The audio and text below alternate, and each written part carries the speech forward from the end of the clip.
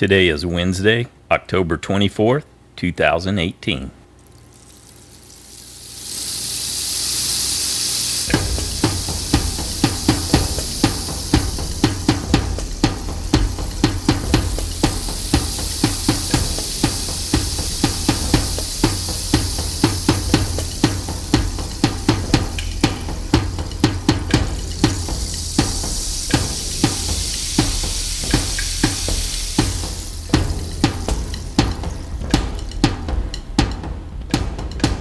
Welcome to the Survivor Fans Podcast. I'm Stacy, and this is our recap of Survivor David versus Goliath, Week 5, Episode 5 here in Season 37.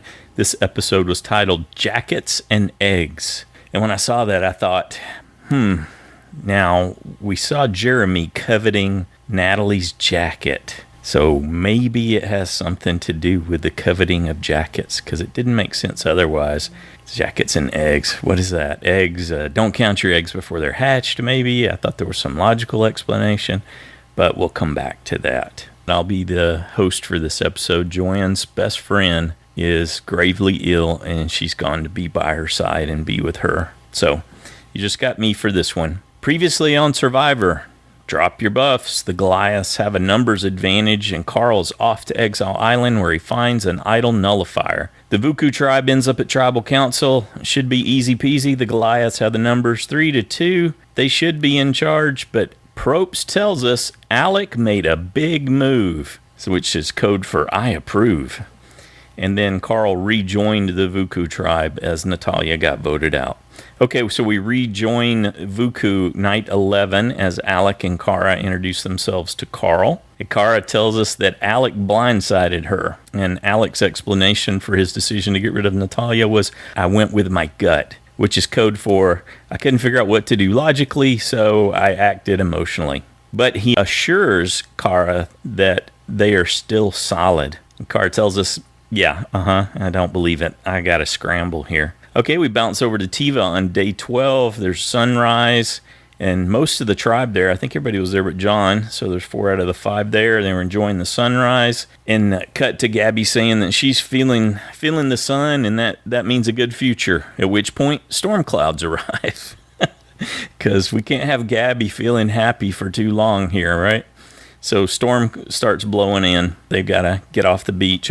Bounce over to the Jabeni tribe there on day 12. And Natalie's telling us how much she loves the weather until the rain starts blowing sideways. And she informs the camera crew that they need to go. Angelina's trying her best to keep the fire going. She's calling for a tarp to help protect it. And Mike is standing in front of the blowing rain trying to keep that off the fire too. But Nick tells us this is the real deal. Cut to the Tiva tribe there on day 12. It was Gabby or Alison comments, those are tornadic winds. And John tells us just how bad things are there. They got a river of water running through their shelter at this point, and this is serious. Bounce back over to Vuku because things are moving fast, so there's a big change coming here. And Kara's just surprised at how intense it is. And when Carl returns from getting tree mail, somehow he ends up being the one going out in the storm and getting the tree mail, at which point they find out that they have to evacuate. And Davie is more than ready to get out of that environment. And this is where, from the next time on Survivor last week, we get the clip from Christian where he's talking about the real Goliaths up there pointing to the storm and that they're all Davids with this cyclone blowing through. So we get a true cyclone in their area. They have to be evacuated. So they were evacuated on day 12, and they end up coming back on 14. So they were out of the game there for probably most of 12, all of 13, and then they return on 14. So we're back at sunrise day 14. We're in the Jabeni camp, which was the original Goliath camp, and the shelter's destroyed. It never was much of a shelter, but we can see that it's been pretty much obliterated. And Angelina tells us there was nothing left standing. You know, there's some interesting angles in the confessionals this week as I was watching the episode. And I noticed that in one of them, Angelina is actually shot from below. And if I'm thinking about this right, that's a pretty rare angle to film someone from. Usually they're doing a semi-profile, kind of trying to pick a very flattering angle for them when they're doing confessionals. But they're actually looking up at her like she's on a little bit of a pedestal. And this is pretty early in the season to see that kind of an angle popping up, but that was interesting. There was also a side profile of Gabby as she looks like she's leisurely reclining in one of her confessionals. So make sure to check out those angles and let me know what you thought about that in the listener feedback show. Angelina told us there was nothing left standing. We're over at the Vuku tribe there on day 14. Their sign's down, but that shelter that Pat built with Carl and the rest of the tribe, but mostly he's credited to Pat, that looked like it survived the cyclone. So, all right, kudos to Pat's shelter building for sure.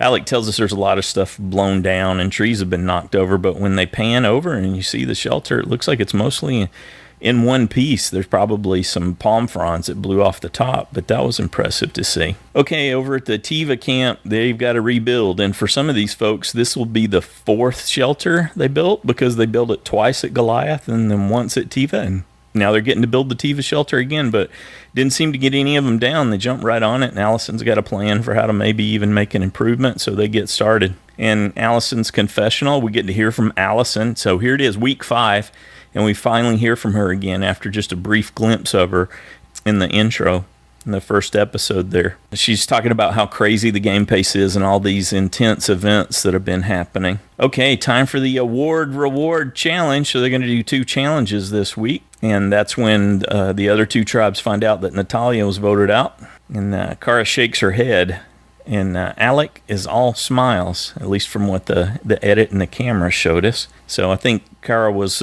communicating well that she was not a part of that. Probst tells us the game is back on. So in this challenge, they're going to have to collect sandbags that are elevate in this net up above their heads, and they got poles with almost like punching gloves on the end of them, boxing gloves on the end, but they have to hit the sandbag from below the net, which is well above their head there, and knock them out, collect the sandbags, and then they're going to use the sandbags in one of our favorite elements of a challenge, which is slingshots.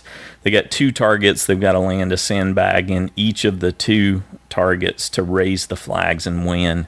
First to win reward, which is, for the first to win, is 4 hens and a rooster. And then for second place, they get a dozen eggs, courtesy of those hens. And then third place, of course, gets nothing in the challenge. So we got John and Dan out knocking the sandbags for their tribe, Mike and Nick for their tribe, and Alec and Davie for theirs. And Probst tells us that Davie, he's not even sure what Davie's doing in terms of his contribution. And when the camera does cut to Davie, he's actually, instead of knocking the sandbags off the front of the net where they need to go to be collected, Davie actually manages to hit his and knock it backwards, back the other way. So Davie was having a little bit of trouble there. Okay, Tiva takes an early lead with Jabeni out second, and then Vuku finally gets their last bag. Alec ends up landing the first target, and then Angelina takes over. And Elizabeth ends up winning for Vuku. Dan was having a lot of trouble on the slingshot for Tiva. He finally got his, and then it came down to and traded out so that John was shooting for them, and then it was John versus Nick, and then Nick edged him out to take second place. So Tiva, who looked like who were out to an early lead and probably were favored in any kind of a challenge like this that had a physical element, they ended up losing, so they didn't get anything. And Gabby tells us in the confessional, and this is one of those I was talking about, where she's sort of reclined sideways there and shown in full profile, that she's super happy that this was only reward and not immunity, because she's worried that she's worried. I was just thinking about Gabby Gulch, and it made me start to laugh. She's worried that if it had been immunity, she'd be going. So yeah, it looks like she's headed back down for another trip into Gabby Gulch there at this point. Okay, over on Vuku, Davie has one of the best lines of the episode. He says he is looking forward to some KBC, some Kentucky boiled chicken tonight.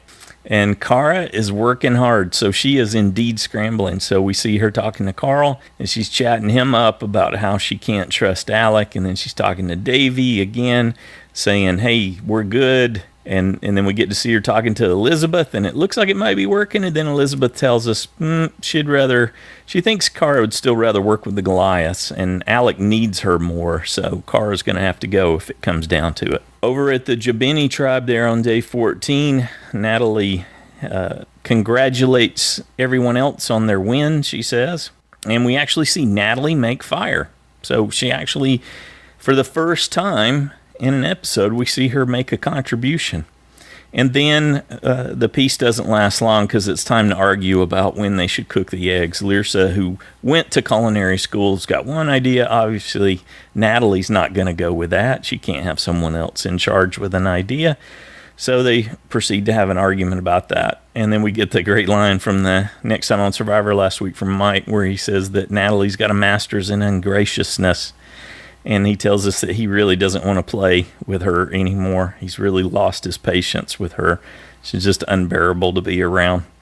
So he he got to day 14 and then he's had enough, basically, is what they're telling us. Okay, sunrise, day 15. Dan is explaining to Christian what a genius is. And John informs, so they're getting along well, Christian, Dan, and John comes up with the brochachos, and the Christian is he's accepted by this group, by Dan and John. Dan tells us in a confessional, but Dan tells us that Gabby is the outsider here, and if it comes to it, she's going to be the first to go. So those Gabby Gulch feelings weren't completely unfounded, that's for sure. Dan tells us that, hey, you know what a new island means? That's a new opportunity to get an idol. And he tells us that he has been looking for one since he's been there. And he has an advantage because he's the only one who knows what to look for. So he's been scouring the area when he's out collecting things, looking for any evidence of Tiva green.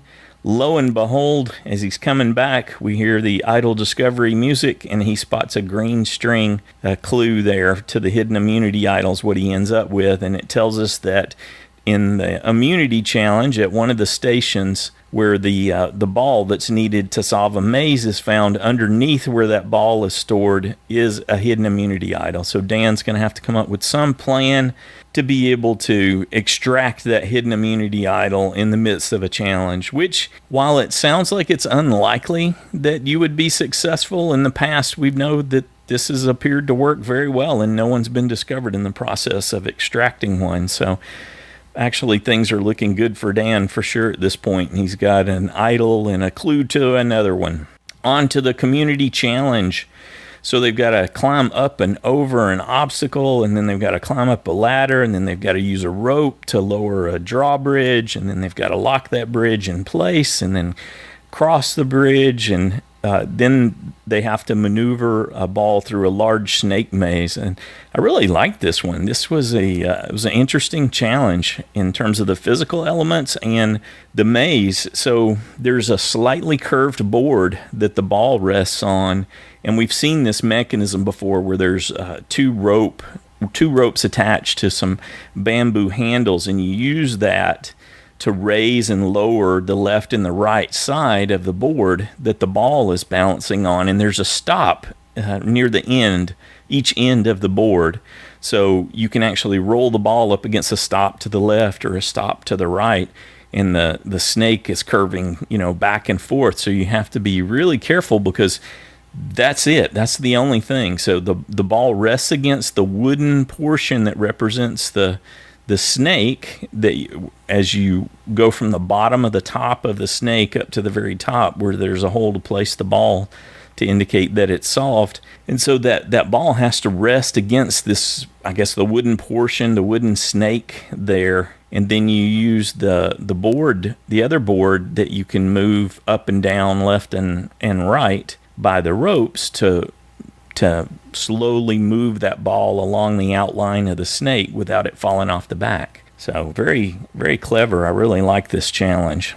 Right out of the gate, we see Natalie take a fall. It won't be her only one in this challenge. And Carl and Gabby and Lyrsa are out first for their tribes, and they all do pretty well. Natalie takes another fall coming down. It was like a fireman's slide bamboo pole after they cross the bridge and need to come back down to the maze, and the camera cuts to the clue under the ball there where Gabby's untying to get the ball to actually move it through the maze. So we know where that is. We know what Dan's up against now. We get to see that. John ends up being the first one on the maze, and then Alec is there going, and Alec ends up dropping. Then John drops shortly after that. We see Dan trying to figure out when the best time is to make his move on that hidden immunity idol. And after John dropped, that actually put Nick in the lead there for Jabeni, and Christian tagged in for John, and so and then Elizabeth can't even bear to watch as Alec starts his recovery. But Alec and Christian make short work of it, and they end up catching up with Nick. So there was a lot of drama and tension. It was so much that Elizabeth couldn't even bear to watch. You can see her turning away at one point because Alec was rushing, and so was Christian to catch back up with Nick. Alec ends up winning, so Vuku wins, and then Christian comes in second. So they ended up recovering and actually beat Nick to the end. So Jabeni is headed to Tribal. Lyrsa tells us Natalie is not nice in the game, and she's going unless for some reason they're still voting by tribal lines, and then it's either her or Nick. Okay, so we're back at the Jabeni camp, the original Goliath camp there at day 15, and as we cut back to the camp, we see a giant school of fish. Great animal shot there as we come back to the tribe as they come back from the immunity challenge. Natalie tells us we fell short and tells Nick that he played well. But she also tells us that somebody, either Lyrsa or Nick, are going to have to go. Angelina wants it to be Lyrsa because she covets her jacket, her members-only jacket. This is where we find out that Angelina's been very cold, and she would very much like to vote someone out and take their jacket from them. Nick tells us that he's writing Lyrsa's name down. Natalie responds to Nick and says that a jacket is worth $1 million. How about you go steal Lyrsa's jacket? Nick looks at the dynamics of this situation, given that she's in a controlling situation with the majority alliance, and calls her out on it about her being a bully, basically trying to tell him that he needs to come up with a jacket to stay in the game, his or Lyrsa's. Well, Nick's got options, so he ends up talking to Mike, and they have a plan in motion, but Mike says Nick's going to have to earn this one. He can't just do it on his own, so he sends Nick to schmooze up Angelina with the hopes that they can get Angelina on their side to vote out Natalie, and that way it'll take some of the pressure off Mike. Angelina tells us, well, Lyrsa thinks I'm voting for Natalie, and Natalie thinks I'm voting for Lyrsa, so it's kind of up to me on this one as far as she's concerned. But she acknowledges this isn't altogether different than Alec's conversation last week, but in which Mike is basically ending up in that position, I guess, but we get it from Angelina's perspective first. She says that taking out Natalie would leave it even 7-7 with Goliath versus David's, and she's not really keen on that. All right, Tribal Council, it's night 15. Got some backwards chanting, it sounds like, going on as we arrive at Tribal Council. And Angelina acknowledges Prope's first question and says, yeah, the impacts have been intense, and it's still a numbers game. It's really all about being Goliath strong. So the majority alliance, as far as Angelina is concerned, and what she's telling us, at least in response to Prope's first question, is what makes most sense to her. At which point Lyrsa reminds her that Natalia's gone, and that didn't have anything to do with the numbers game. So there are other ways to play, is basically what she's saying. Natalie tells us, yep, she's the nerve center of drama. And we get some explanation from Lyrsa about the whole ordeal she went through with her and the eggs. And then everybody chimes in again, offering some constructive criticism for Natalie. Angelina says that Natalie tends to prioritize efficiency. Hence, she makes some choices that don't come across as considerate of others. And Mike describes being in camp with Natalie and the looming disapproval that awaits anyone who doesn't do exactly as Natalie desires. Probst actually said, so there are issues. She said, no, there are no issues. Probst replies, no, my bad. Sorry, Natalie. Oh, Nick brings up the jackets. Natalie explains it by way of her being in sales and says that she was leveraging her position indirectly. which is all code for, she was doing exactly what Nick said. She was in the position of power and she was trying to exploit it. But as far as she's concerned, it's because she's in sales. Lyrsa she's not paraphrasing. She's not making nice at all. She just tells us that Natalie is mean and impersonal there in Tribal Council. Natalie's got somebody she wants to help take some blame, take some heat off, though. She turns it on Angelina. She says, Angelina, help me out with the explanation of the jacket here. At which point Angelina, with no reservation, it appears, owns it. She says, well, the request for the jacket actually came from me. Mike chimes in and says, and agrees that, yes, Angelina is a peacekeeper. She's trying to, after Probst points it out, she's trying to keep the peace and keep the arguments at a minimum. And Mike acknowledges that, this is a numbers game and that a group commitment might be worth something at this point. Probst sets a trap for Natalie in Tribal Council that I enjoyed. Because when you ever hear someone say this, you know that it's a setup. He asks her, so I get it. He makes a statement, but it's also a question. He says, I get it now, Natalie. You need the last word, right? At which point, the only appropriate response you can give if you're asked that is to say nothing, is to remain silent, to demonstrate that you don't have to have it. But if you fall for the trap the way Natalie did, you chime right in and say, no, I don't always have to have the last word, thus proving the person who asked the question was correct. It's time to vote, and we're curious what Mike's going to do. It seems not to be pivoting on Angelina, but really to be pivoting on Mike. He's essentially in the same position that Alec was in last week. There's someone that he, I guess, does not like in the context of the game, and he's got to decide if she's going to stay or not. The votes come down, and it turns out Natalie gets voted out. Yes, I did have her going this week. I'm thrilled, ecstatic about that. Also had Lyrsa safe, so this was an interesting one. And Lyrsa herself breathes a sigh of relief. Angelina goes in for a hug as Natalie's about to make her exit, and then as Natalie's standing there getting her torch snuffed, Angelina asks, can I have your jacket?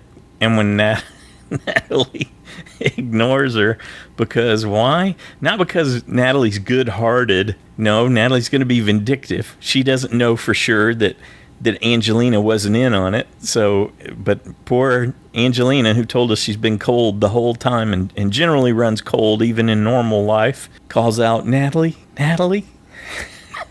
Nothing. Oh, that was a good moment. Nick asks Angelina, hey, was that jacket worth $1 million? And Mike says, apparently not. Oh, I really enjoyed this episode. We got to see the true intensity of the Cyclones. We know they've been dealing with some really tough weather. It's a tough season, and certainly seen other seasons where this kind of thing has happened, and they ended up finally being evacuated here on day 12 in this episode. And I really like the dynamics, and I guess I'm happy too. I actually got full points my first time this season in JSFL also. So I think I can't imagine what it was like to have to be around Natalie, given the version of Natalie we were shown in the edit, for that long. So I'm thrilled, like I think a lot of people are, that she's finally on her way there. And for some reason, I didn't view it as bad a decision when Mike did. I've been thinking about this since the end of the episode. Why am I cutting Mike more slack than Alec? They essentially both did the same thing. They cut the numbers out from under Goliath. They cut the majority alliance that they could have easily had just by following the plan. And yet I don't think, it didn't feel like Mike was making as big a mistake as Alec was. I think that's when you compare, if I compare Natalya and Natalie, I didn't trust Natalie to stay true, even though she gave every indication that she was going to do that. And she did. By her actions, she demonstrated she was staying true to that alliance.